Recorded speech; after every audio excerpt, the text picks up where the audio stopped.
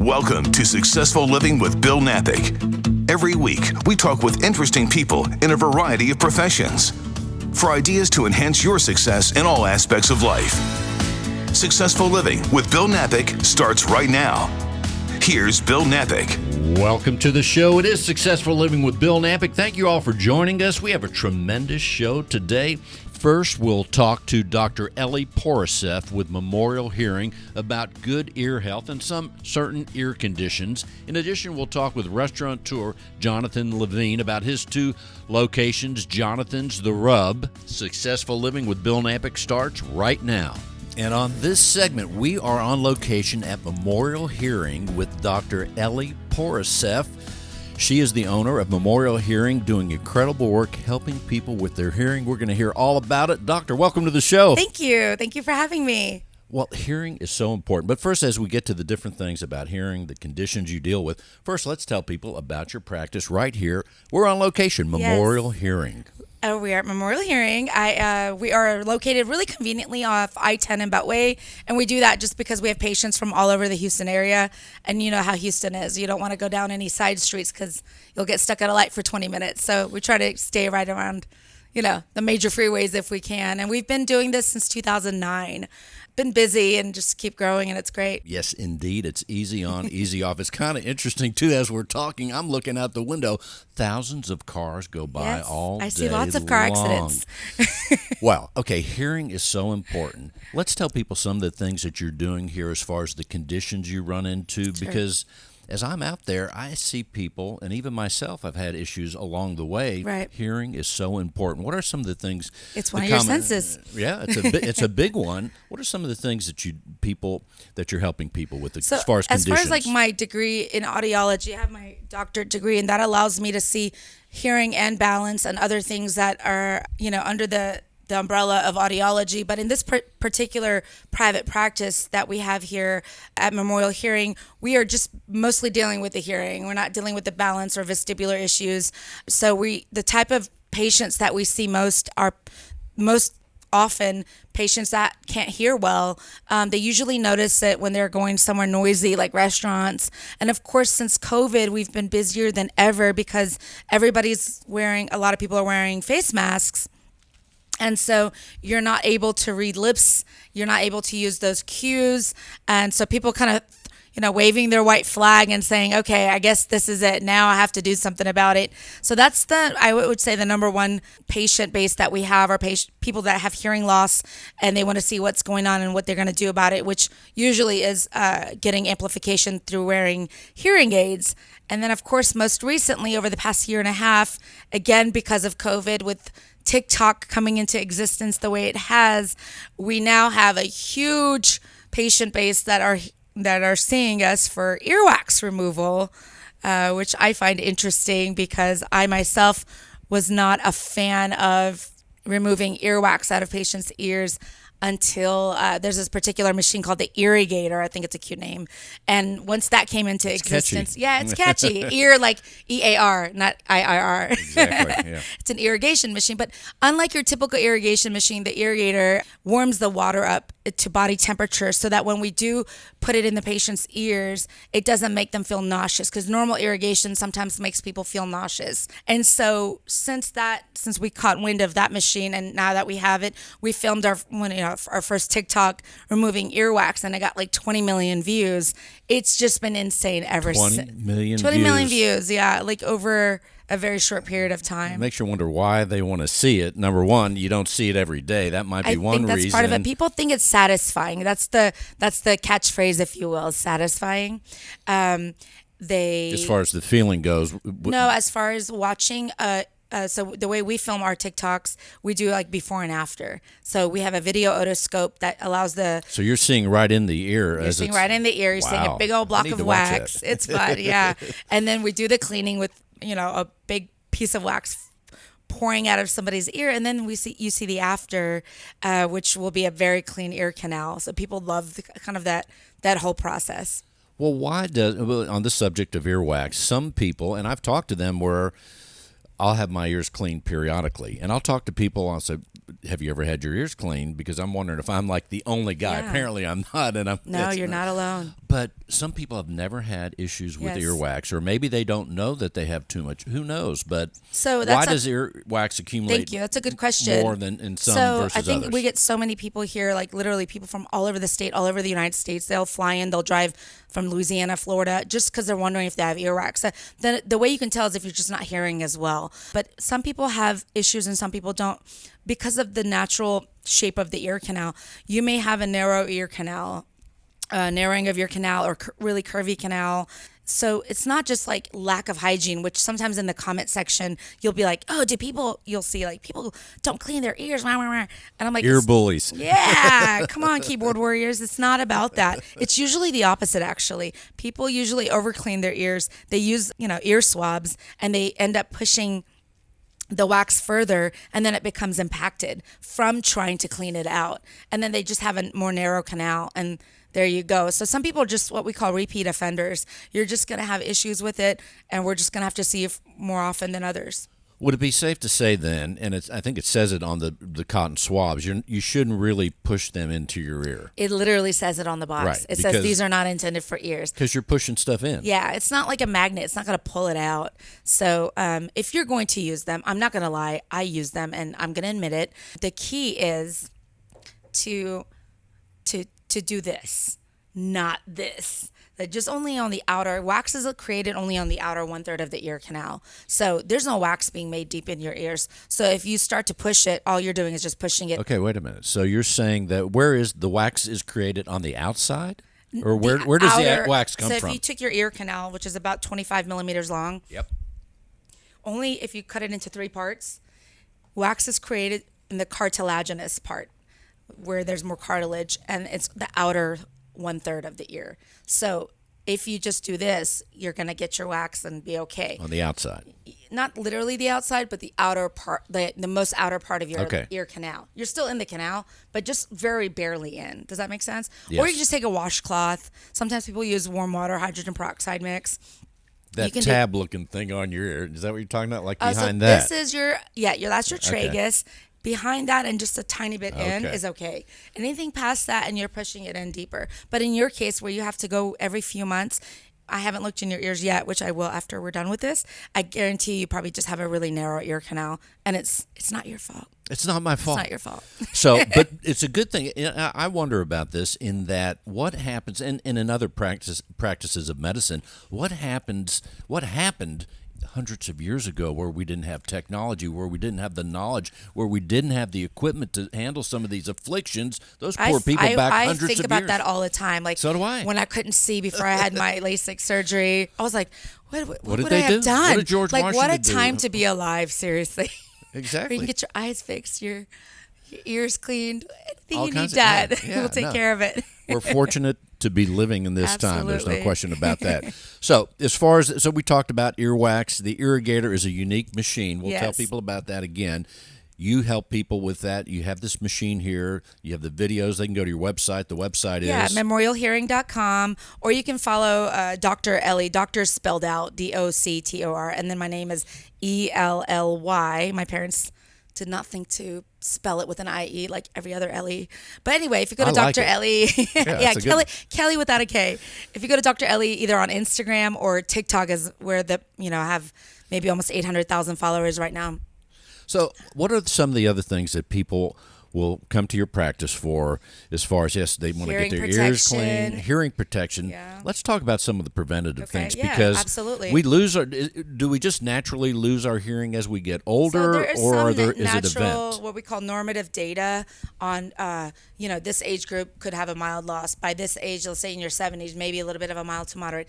But they have there's been studies with like indigenous tribes, like in the Amazon, where they can be in their 70s and have no hearing loss. So a lot of this, you can have a 18-year-old with more hearing loss than a 70-year-old, and that's because that 18-year-old has exposed himself to maybe hunting too much on the weekends without earplugs, and that 70-year-old has lived their life in a more like very lack of noise exposure. Noise exposure is mostly, the biggest reason for patients needing hearing aids. So as much as you can protect your hearing, let's have you not come see us as, prematurely if you can, right? So the best way to do it is wearing earplugs. You can see like sometimes these sports people, you'll see their kid or babies in the stands, and they'll zoom in, and the baby will have big head. Hearing protection on, and I'm always like, yay. That's a good thing. It's a good thing. It's a good thing. Like, I had a pair of concerts. When you go to concerts. Concerts will like if you come home from a concert and your ears are ringing, that's tinnitus or tinnitus, some people call it. You're starting to chipping away at your hearing if this continues. If we've had patients that work at like Toyota Center and Cynthia Woods Mitchell Pavilion that come to us for custom earplugs just to have something. They don't want to like do the foamy, which I'm all about doing whatever you want. Do the foamy, do whatever, get custom ones if you are around it a lot, you don't feel like dealing with it. But prevention is the first step. And then if you end up having hearing loss and you're not hearing well, do something about it. Cognitive decline and hearing loss are very much connected. And one of the biggest things you can do to help your brain if you have hearing loss is to wear hearing aids. I know we're kind of throwing a lot of stuff out there: hearing protection, tinnitus, cognitive issues, but these all these things kind of go together, and it's a big deal. It's a big deal. It's a big quality of life issue when you cannot hear. When you start to see your family member sitting in the corner of the room or of the table, and they're just nodding or smiling or kind of looking off in the distance, they're starting to isolate themselves, and that's not a good thing. We don't want that. So do something about it as far as preventing it as much as you can. Wear earplugs. If you can, get a baseline hearing test. That way you know where you're at. I don't care how old you are. If you're 20, 30, 40, 50, if you haven't had a hearing test in a decade, just see where you're at. At least that way, if heaven forbid something happens, you have something to compare it to. Because a lot of times we'll get people coming in like, oh my gosh, I can't hear. Oh, another big one. I'm going to use this public service announcement. This is a big deal. And I want everybody to hear this, as many people as I can. If you ever notice that you're not able to hear out of one ear, it's usually unilateral, one-sided, and it's sudden. So you wake up one day. You're scaring me already. I want to scare you. Yeah, okay. Look up. You see that sign right there? Yep. It's right there. There's a reason I have it in every room. Sudden hearing loss. Sudden hearing loss. Unfortunately, not a lot of people know about this, including, I hate to say it, but not even a lot of physicians know about this, if you will, your general doctor. If you have a sudden hearing loss, you wake up one day and you cannot hear out of that ear, one ear, don't assume it's earwax, to go to an ear, nose, and throat physician immediately. I'm talking that day. You have about a 3-day window to do something about it. As long as you don't have diabetes, they may give you a very high dose of steroids or an injection in your ear. If it's over the weekend and you go to the ER, if it's not earwax, again, really high dose of steroids if your body is able to handle it. It's a sudden viral attack of the inner ear, and it's usually permanent. I'm talking like it's so severe that most people cannot even, and eventually, after all their follow-ups, they don't end up even able to wear a hearing aid because of it. Because it's basically almost like deaf. You become deaf on that side. And it's such a big deal. And a lot of people they think it's not, or they're like, oh, let me get in to see my doctor first. And sometimes Sometimes it's hard to get into the doctor sometimes right it's hard away. to get Depends, in. yeah. So the key is sudden. This is an emergency. Sudden. It's an about. emergency. I want you in within 3 days, preferably at an ear, nose, and throat physician's office. It's just such a big deal. And what causes that? It's a virus, Just like that. Just like that. Okay, real quick, going back maybe even to this issue, but as far as earwax, diet is so important for everything. Are there things that you do to maintain your ear health from a dietary standpoint? Are there things that you eat, things that you don't eat? There's a lot of comorbidities with hearing loss. So, for example, if you have diabetes, you're more likely to have hearing loss and things like that. So when it comes to those kind of things, but specifically as far as like if I eat this, as far as tinnitus, that's another. I was going to ask that next. Yes. So what about that? Too much caffeine, too much fatigue. Of course, stress causes a lot of problems. Fatigue, not enough sleep, foods high in caffeine and salt and things like that can also exacerbate tinnitus. So what about alcohol? Personally, from my knowledge, you're safe on that front. Okay, that might be the cure. Who knows? It's the cure. Well, I had a friend tell me, and he is a young man. He is a percussionist, so he's been playing the drums for many years. But he's had tinnitus, and he said that he used to have like high blood pressure, and he said when I had high blood pressure, it was worse. Now it's better. And some people have what's like pulsatile tinnitus, which they kind of hear pulsing. Yeah, and for that we don't even see those patients. We immediately have the front office trained to have them just see their physician and make sure there's nothing else going on with their health, and make sure they get their blood pressure checked. Always have your yearly physical, obviously, and then once in a while get a baseline audiogram. Protect your hearing. If you're noticing you have tinnitus, you can call us. We have a Dr. Crystal Wiggins is our tinnitus specialist. I see tinnitus patients as well, but she has an additional certification. She has an extensive interview process that she does with the patients, especially the ones that are really suffering from it. It can be very debilitating, and it's very scary to have a noise in your head that you can't get rid of. So there's a process that we go through with these patients as well. And we hear about that a lot with people in all fields of life. Yes. With this problem, but there is hope. Absolutely. There's hope. Let's talk about ear protection. People, Okay. I'm a musician. I'm doing radio, wearing headphones. There's a lot of here in Texas, maybe more so than others, people at gun ranges, A lot of firing guns. A lot of that, yeah. Ex-military. I mean, you see it all, I guess. Yep. Let's tell people, and I'm glad Tools, power tools. Oh. Even a lawnmower. A lawnmower is 100 or 105 dB loud. Unless you have an electric one. I have an electric one, by the way. Fancy. Okay, but yes, they are too loud. Leaf blowers. Horrible. Just wear some earplugs. That's it. And what that means is you don't wear your you don't wear your Apple AirPods and blast your And have them music cranked up, yeah. over it. Yeah, that's not protecting your hearing. You need to wear earplugs. Protect your hearing.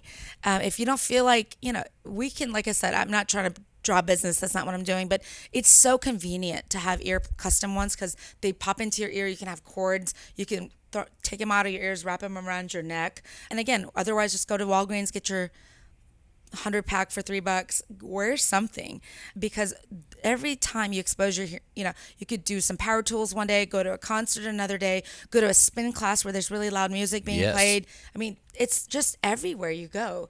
It's just chipping away at your hearing, and we'll be here for you if you want to be our patient. But I'd rather not do it prematurely. We're talking with Dr. Elly Pourasef right here at Memorial Hearing, helping people every day in unique ways sometimes, but you understand what's going on with the ear. Let's talk about how are you successful. You're doing this. You have a great engagement with your patients. You're helping them. But what do you, as far as keeping an office like this organized, training people, leading the staff and things like that, what are some of the things that you do that maybe others can practice or be mindful of? What's your core principles of success? Follow through. A big one is for me is follow through. Right. If we're gonna say we're gonna do something, we're gonna do it. I just said that the other day to Really? someone, even if it's a little thing. It's the smallest things that matter to me. So the way I ensure Yes. it is like we used to do like paper notes and Post-its and things like that. But also, because of HIPAA and health stuff, I don't want patients like random information like to fall in a crack and whatever. So we first of all we obviously went to everything digital. We've scanned all of our files, and we don't have any paper files. And then the fact that we have everything on a database, like we use like a particular audiology data management system. I just made up something where it's like a to-do list almost, and it moved, like there's one for every day. Like if I know 2 weeks from now, I made a custom ear mold for somebody who needs it for part of their hearing aid fitting, and their hearing aid is going to be here tomorrow, but their custom ear molds take 2 weeks to make, then I'm going to put a reminder in that database 2 weeks from now, make sure we got custom ear molds for Joe Schmo. And that's it. Like then they every day they have their from whether we made that where we added it on the schedule, it's part of our schedule almost. Different things to what we call it PCCs, which is the patient care coordinator, and I don't know why we just like, did we do all the PCCs for today? And we even have it to where once they're done, they're minimized, they're not deleted, because I'm going to check every single one of them. It's a little bit of a neuroses, it's a little bit of a micromanagement, but I'm not micromanaging them. I'm micromanaging the situation. We're all in a sense micromanaging everything we do so that as many things as possible don't fall through the cracks. When you've been in business for over a decade, we have patients from 2009. By the way, we were originally in the Coral Petroleum building until they tore them down. So I haven't always been here. But we have patients from 2009, 2012, 2015, and then we have a ton of patients every day trying to get an appointment. We're booked months out, and Wow. I hired another doctor to help, and she'll be starting soon. But with all of this craziness going on, mistakes are going to happen. Multiple mistakes can happen a day. I'm just trying to prevent it. And to me, that's kind of like, that's my day-to-day, like, success measure of success, is how many You do have we your make any hands on your mistake? fingers on the pulse. You know, you have to know what's going on. Like, and maybe it's just part of my personality. And I think as a business owner, I think so many audiologists, like, they reach out to me, like, they'll message me on Instagram, like, oh, I'm looking up to you, whatever. I'm going to have my own practice one day. And I used to just think everybody should have their own practice. And now, over time, I'm realizing it's not for everybody. It's not for everybody. Like, and I sometimes consider myself absent-minded in my personal life. I forget things easily. But when it comes to my work life, like, I take these steps into not forgetting it. I'm also surrounding myself with a team of amazing people. I don't want a cancer in the workplace. I want to cut the cancer out. Get out of here. If you're not a team player like that, you don't belong in this office. And so when I interview somebody, I basically make it very clear. I don't want that kind of attitude here. If you think you have it, don't accept the job. You know what I mean? Because everybody can be like, when they're interviewing, like, putting on their best face. Sure. Right? Yeah, smiling, whatever. And then they start working here, and 2 weeks later, like, don't Here's tell me the what real you, right? Yeah, and I'm Hey, like, get out. I like that. You know Well, what I mean? and that was you're right where I was going to say is, first of all, in any profession, it's hard to find the right people, especially to be So on your hard, team, especially nowadays. something right. With a great resignation. So to find them, how do you find the right Some people? of it is just people I've known for all my life. So you have a good sphere, I do, so to speak. Yeah, I that's have good. Two people here I've known for about 30-something years. Another person I've known for 16 years. And our latest one that we just met is amazing, and she fits right in. So it's hashtag blessed. Well, we have about 4 or 5 minutes left or so. What I want to make sure that you tell people what they need to know about hearing, about your practice, or anything else. So, I mean, you can see in the background, I try Your to keep, dog. You have a little dog, my right? little baby, Kennedy the Shih Tzu. So cute. He's I'm looking at the adorable. picture. He has an Instagram and a TikTok too, Kennedy the Shih Tzu. We're not very active on it, but we will be one day. But honestly, as far as like the office, like, I try to maintain a aesthetically pleasing office. It does bother me. Like, I went to a cardiology appointment one day, and that, like, the chairs were all ripped up. Oh, yeah. And I'm like, I know you're making money as a cardiologist, and you can do better than this. You know what I Exactly. mean? And I'm not trying to say everybody has to be fashionable and have, burnt orange couches, hook 'em If you're horns. watch the hook YouTube 'em video, if you're horns. just listening, go to the YouTube channel. But, I think to step it up a little bit, make your patients feel special. We probably go overboard. We have Voss water and Illy coffee. I'm not saying everybody needs to do that, but at least, like, give back a little bit. Don't, like, as a business owner, I'm not trying to keep all the money. I'm giving it back. I give back as far as charity, give back as far as the patients, make them feel special, make the office pretty. These are things that are important to me, and I think it's been part of why we've been successful. Many people make videos the same way we do on TikTok, but I think part of I always want to make Not it everybody has that ear kick can go inside the ear with the video. That's like, awesome. It takes me 6 hours. My boyfriend's like, enough, just upload it. I'm like, no. You got to make it He's right. like, yeah, There's he's like, editing involved. Yeah, I'm like, it's like, and of course he appreciates it, but sometimes he sees me working on one video for 5 hours, and he's like, oh my I God. identify with that. I do it all the time. Okay, a quick word before we close the segment on the ear. First of all, the human body in itself is so fascinating if you look at any aspect of it. But the ear, isn't the ear itself? Tell us about when you look at it, your perspective of the ear. It's fascinating. All the stuff. I don't even know what's in it. You look inside. It's very complicated. Complicated. Yeah, it's actually more complicated than the visual system. All the with the nerves and everything And the brain. And the brain, yeah, the connection to the brain. And again, that going back to, like, as far as, like, cognitively, there's just been so many studies that link untreated hearing loss to early cognitive decline. I'm not saying if you don't wear hearing aids, you're going to get Alzheimer's, but there's a big link to that. And a lot of people actually are aware of it. So it's kind of exciting that people, when we do that, we do cognitive screening here too, which is within our scope of practice, we have a cognitive view machine. It's really neat. The ear, the fascination of the ear, the but beauty of the ear. My actual thing with it, It's I complicated. originally just picked audiology because I was like, I can't do blood. That's right. You don't have to really deal with blood streaming as silly as that sounds, it's like I wanted something just less invasive, and Okay. I found audiology. That sounds pretty exciting. So here we are. Does Once it again. sound exciting? Yes, and I'm glad I can hear it. It's gonna be punny. Memorial Hearing, Dr. Elly Pourasef. What's the website again is? Memorialhearing.com. What's the phone number? 713-984-7562. 713-984-7562.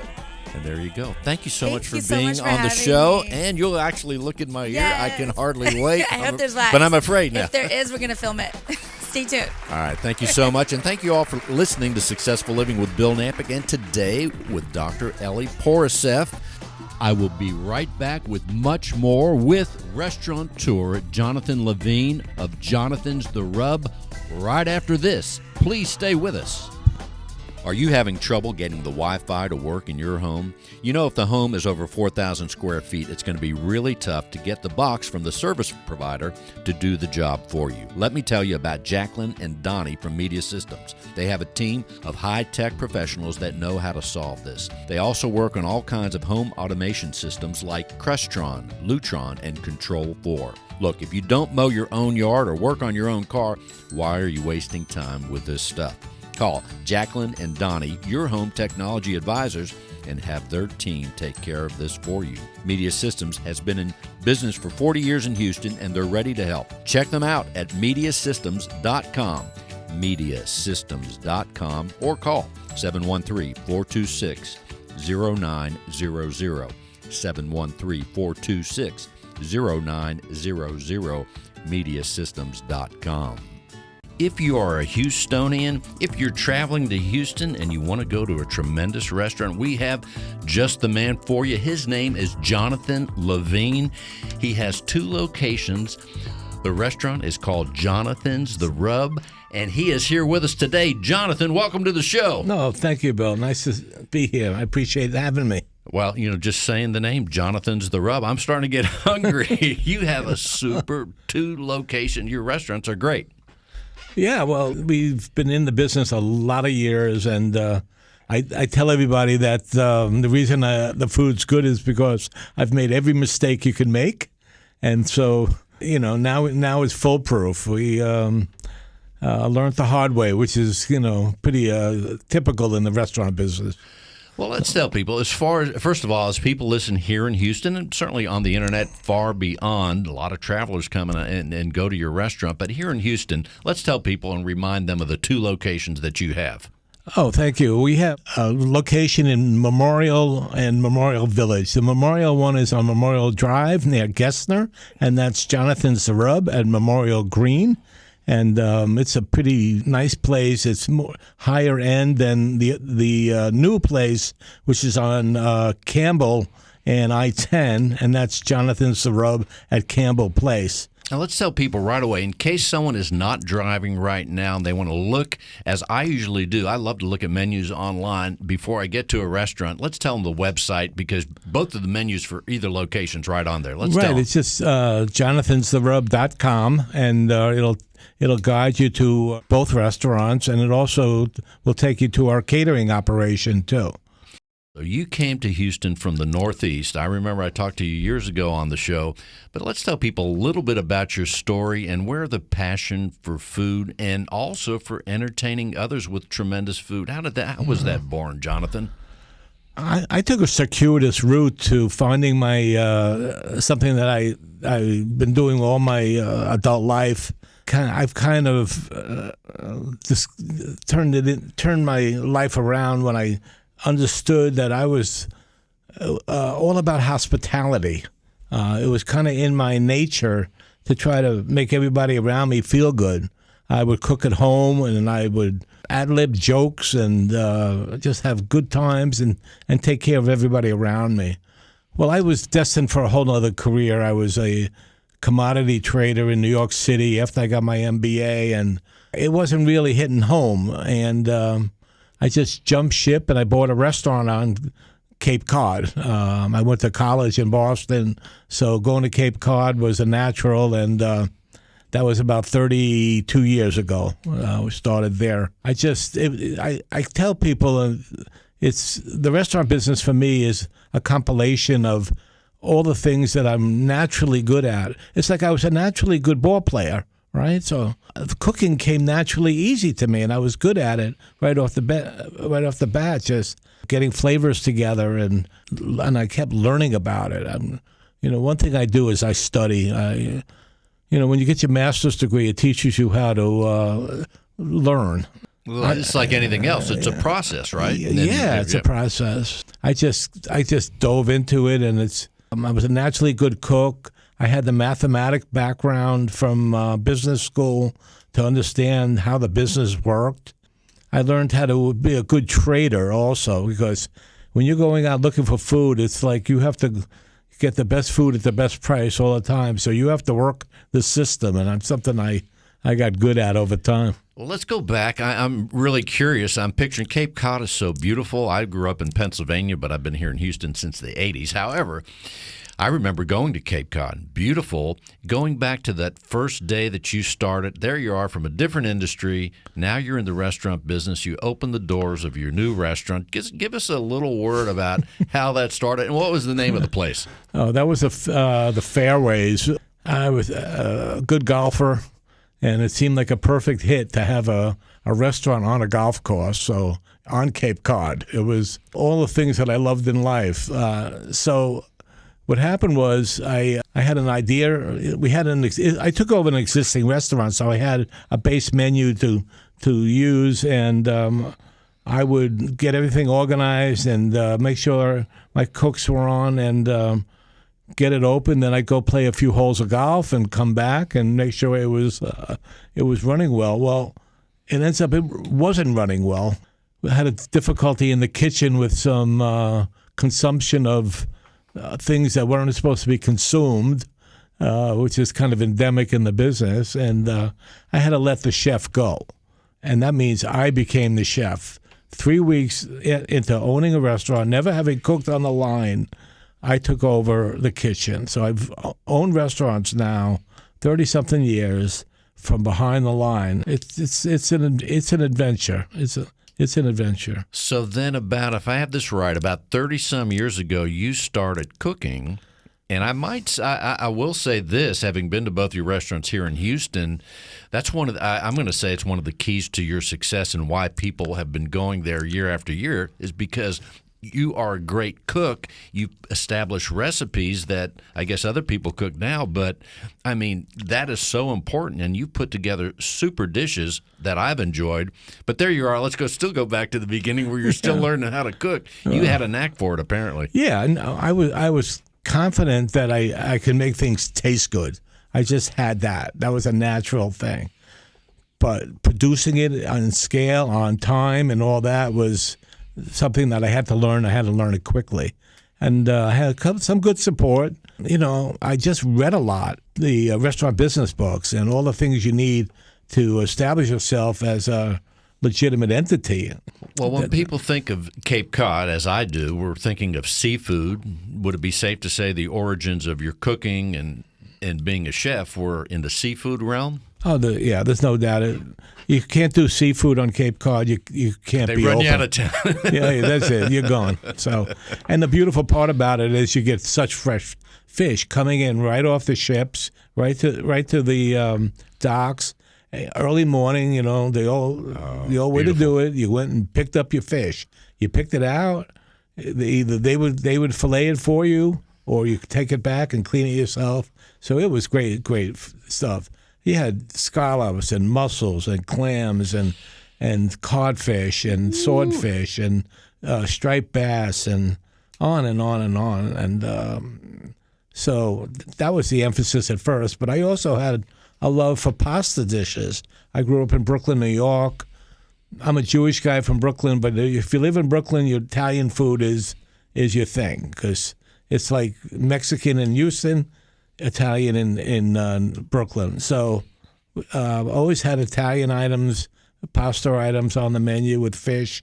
It kept expanding from there. So that sounds awesome. Yeah. All right, well, let's fast forward. There you are. You leave for some reason. What was the reason you left Cape Cod to come to Houston, and about what year was that? That was in '99. I was having a little marital difficulties at the time. Quite honestly, I was burnt out. The restaurant that I was running at that point was really intense, and it kind of did me in. And I just didn't renew the lease. And I had a family here in Houston, and I just jumped ship. Just started fresh again in '99 and opened my catering company first in 2000 in the Memorial area. My sister was here, so I catered for her friends, and then it just started taking off from there. So. And then I'm guessing the location it sounds like the location that you had that was, I'll use the word tucked away right there near Campbell Road. Is that where that began? Yeah, that was from catering to Jonathan's the Rub. Jonathan's the Rub originated in a hole in the wall on a side street in Hedwig Village in a pretty dilapidated mini mall, and everybody thought I was crazy to even start it there, but I just had a feeling it was going to work. It was kind of a cozy atmosphere, New York-ish. And neighborly. It was a neighborhood vibe, right? Yeah, exactly. And then, lo and behold, it worked. It just came together.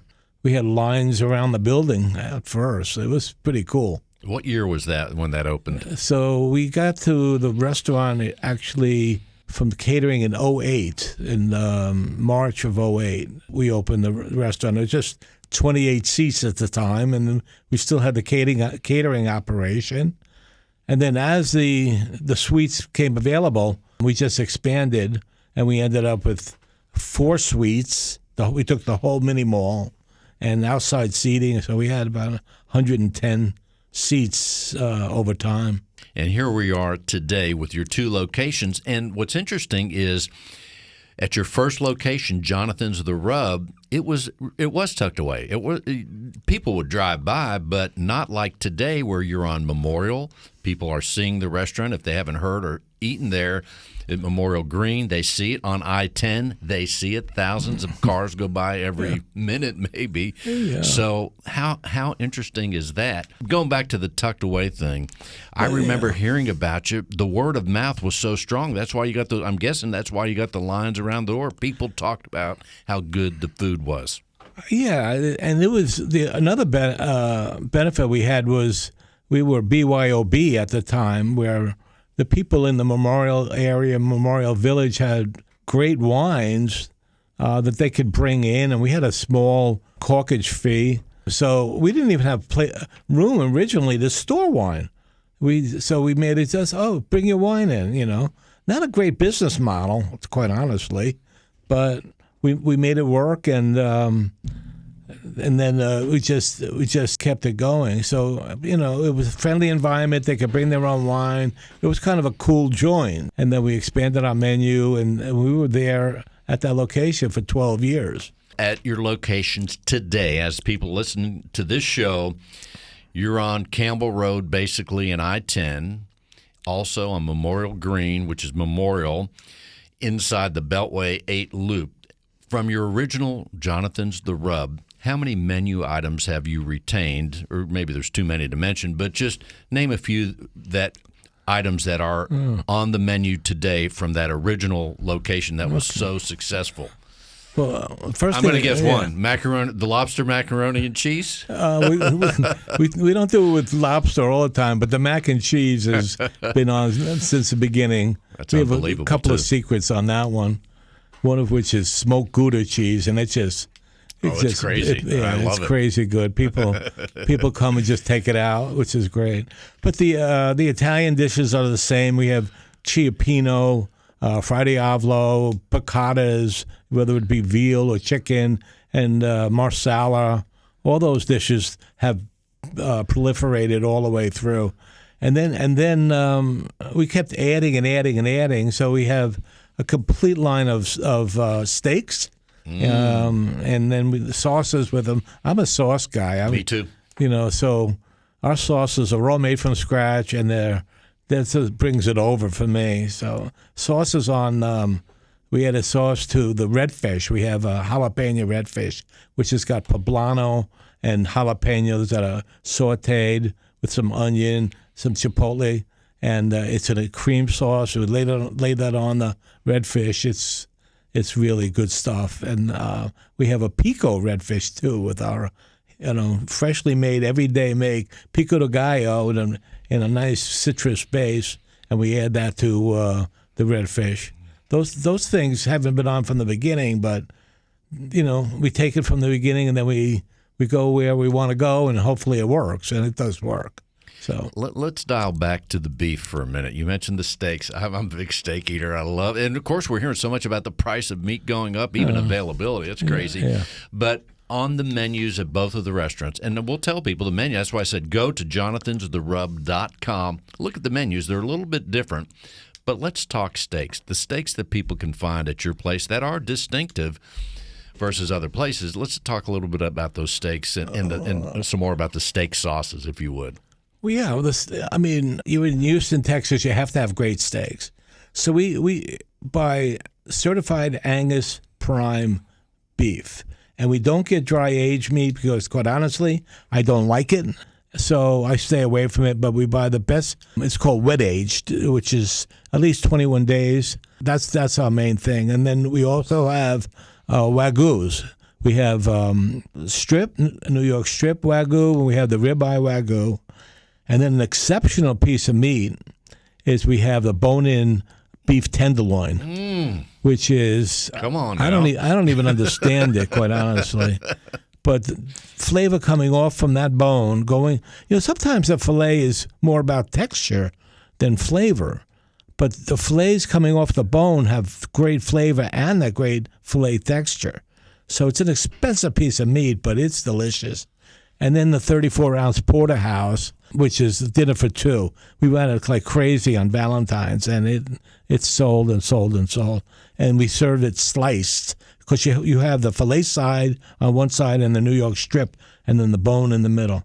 Okay, so that's what out of sight. Okay, and then you do that with a veal demi-glaze or a gorgonzola cream sauce, or I just like it sometimes with horseradish. And then you could add stuff on top, like throw some great shrimp on top, and so that's the steaks. Those steaks were available at Memorial Green. At the Campbell Place location, we don't have the bone-in filet tenderloin.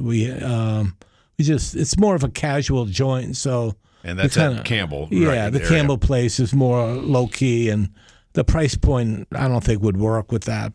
So, but Memorial Green, people can get it. It's a fancy joint. It's beautiful. It's a beautiful place. We won an award first year for our architectural design. So that's pretty cool.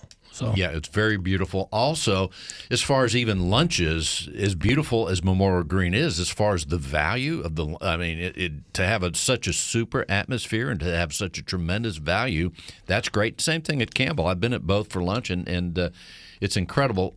I do want to take just a minute. Your daughter, that's because I sat and had lunch and was enjoying whatever.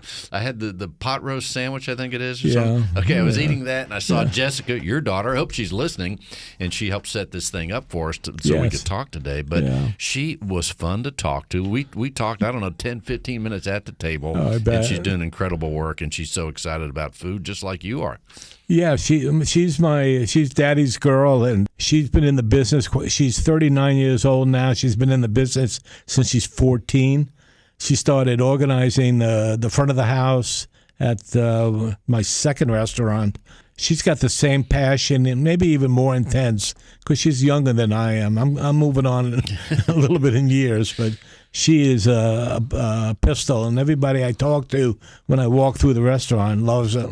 She, in fact, she instigated a really cool thing. She worked with Republic National to develop a Jonathan's the Rub Cab Sav that she worked out flavor profile, and we developed our own label wine. So this kid is she's got restaurants in her blood. So interesting to see where she'll take all this. Working at your location right there, Memorial Green. We're talking with Jonathan Levine. That's right. If you're here in Houston, you've heard of Jonathan's The Rub. He's incredible, doing tremendous work at both of those locations. I'm so glad that you have two to go to now. So wherever my flight plan is on a given day, there's one generally convenient to where I go and where many other people go. Yeah, the Campbell Place location is so accessible. I didn't even realize when we leased it that it would be so easy. You know, you kind of don't think of all these things, but it's right off the highway, 2 ways in, 2 ways out, and we have good exposure as you drive. As you're driving west on Interstate 10, you could see our logo sign. Yes, and we even bought one of those little sign things that they have on the road. For those blue signs we put our logo on that on the highway. That was kind of fun. I always wanted to do that. Well, easy on, easy off, no doubt about that. It's no matter which way you're going on I-10, and people are going back and forth all the time there. Give us an idea of where you get the creative ideas when you add something on the menu, because you're also experimenting as you go. It's not just the same thing over and over for years and years. It's a constant. I'm constantly online. I'm constantly thinking, this is what I do. This is what supports my family. So, and this is my passion. So what I do is I research, I think, and everything comes together. I hate to tell you this. When I'm in the shower in the morning, okay, that's when I have the moments of clarity. And I say, okay, this is what I got to try. I bet you it's going to work. And sometimes it does, and sometimes it doesn't, but we come out with a lot of new stuff, interesting flavors. We have some dishes I was playing with. What was it? We call it Caribbean shrimp now, but I grilled watermelon as part of the plate, and it's just delicious with blackened shrimp. And then we make a vegetable rice that's seasoned with cumin and a little coriander and cayenne. So it's a beautiful dish. So. Well, Jonathan, we have about 4 minutes left, so let's make sure that we tell everybody what you want them to know. You have catering, people around the area. You can serve them as far as their homes for parties. They can pick things up and take it with them. JonathansTheRub.com menu, lunch and dinner. We have what's called Jtr Catering, and it's been around longer than the restaurants, as I kind of described earlier. Our claim to fame is that we go into homes where people are having a dinner party for, say, 30 people or 50 people, and we'll actually cook on location with our own gear. We have stoves and fryers and saute stations, and we'll go outside and put a tent outside and then go and serve your guests. We also do corporate work, corporate lunches. We call it boardroom catering, which is kind of kicked up, fancy. When all the VIPs are flying in, and you want a nice meal, and you want them in your conference room, that's what we're all about for that. And that business flourishes all year.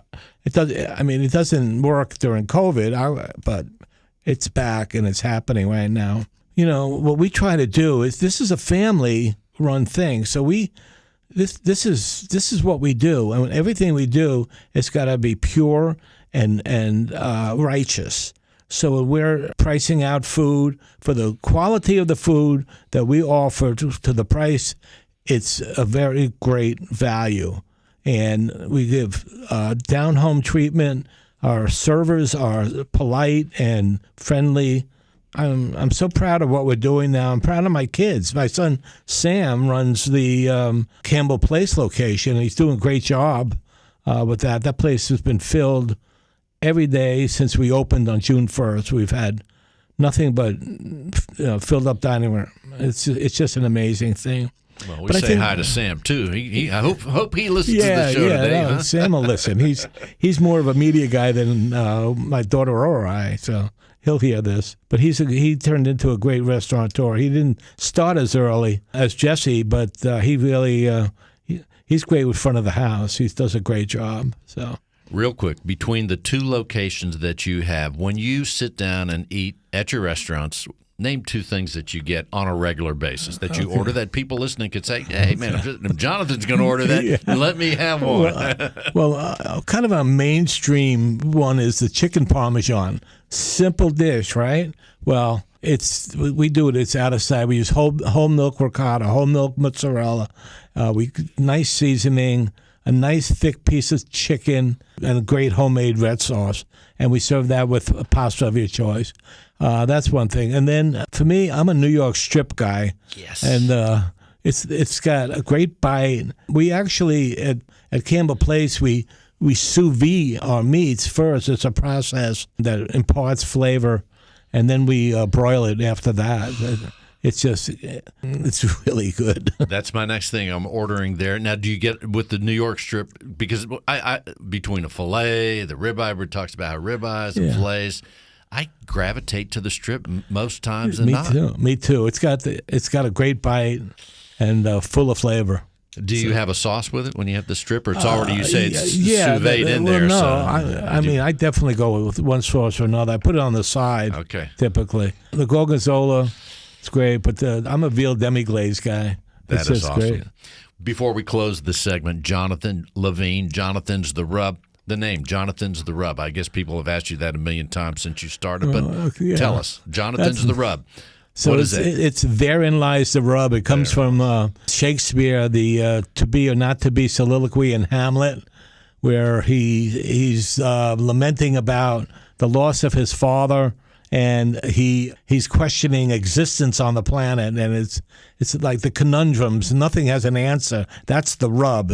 It's like, do you dream after you die? Is life worth living? The strings and arrows of outrageous fortune.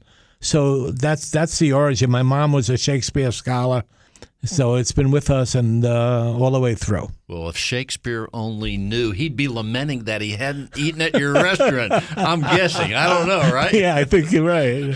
Jonathan Levine, Jonathan's the Rub. Jonathan, one more time, let's tell them the website. It's jonathanstherub.com, and it opens up, and both restaurants are right there, and you could reserve tables on Open Table right from there. Right there, lunch or dinner, and we say hi to Sam and Jesse. Thank you, Jonathan, for being on the show. Oh, thanks, Bill. Really, a lot of fun. Thank you all for listening to Successful Living with Bill Knapik, and today, Successful Living with Dr. Elly Pourasef with Memorial Hearing. Just go to memorialhearing.com. You can find out all the information, see her tremendous videos. In addition, Successful Living with Jonathan Levine with Jonathan's The Rub, a super restaurateur right here in the city. JonathansTheRub.com is his website. You can see the menus there. I guarantee you will be getting hungry as you check it out. But once again, thanks for listening to the show. I'm Bill Knapik, your host of Successful Living. I encourage you to check out another radio show that I've hosted for many, many years as we talk about real estate every week. It's called Real Estate Matters. Every Sunday at 5 o'clock right here on KPRC. Every Sunday, 5 o'clock after the news. So I hope you check Real Estate Matters out. Going to radiobill.net, you will be able to see and hear all the shows. It'll be access to the YouTube channel where you can see the real estate shows. You can see past editions of Successful Living with Bill Knapik. It's the link to the YouTube channel, and it's also where you can email me if you wish. If you have a comment or two, there's a way to email me. It's very simple by going to radiobill.net. That's radiobill.net. And thank you all so much for listening. I hope you have a great week. Tune in to Successful Living with Bill Knapik, a unique, engaging lifestyle program Sundays 8 to 9 p.m. on 950 KPRC. That's Sundays 8 to 9 p.m. Successful Living with Bill Knapik. Go to radiobill.net for more info.